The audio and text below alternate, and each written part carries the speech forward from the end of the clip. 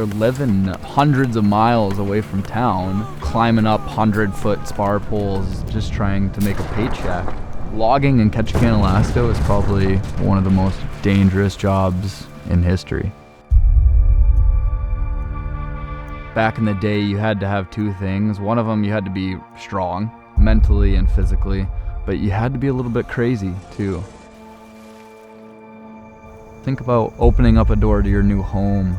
Where did that home come from? It came from timber. I mean, there were guys out here risking their lives just to grow America.